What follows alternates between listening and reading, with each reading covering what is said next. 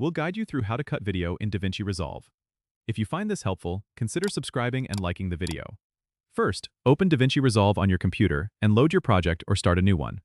Once you're in the Edit page, which you can access by clicking on the Edit tab at the bottom, go ahead and import your video by dragging it into the media pool or directly onto the timeline. Now, to cut your video, you need to use the Blade tool. You can find this tool in the toolbar above the timeline, or you can quickly activate it by pressing the B key on your keyboard. With the Blade tool activated, click on the timeline at the exact point where you want to make a cut. This will split your video clip into two separate clips at that point. If you need to remove a section of your video, just make two cuts, one at the beginning and one at the end of the section you want to remove. Once you've made your cuts, switch back to the Selection tool by pressing A on your keyboard. Click on the section you want to remove and hit the Delete key. The gap will automatically close if you have the Ripple Delete feature enabled, which is very convenient for maintaining the flow of your video. If you don't have Ripple Delete on, just right-click on the empty space and select Ripple Delete from the drop-down menu to close the gap. You can continue making cuts and edits as needed.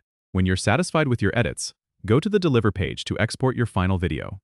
Don't forget to save your project regularly by clicking on File, and then Save Project to ensure you don't lose any work. Don't forget to subscribe and comment if this helped you out.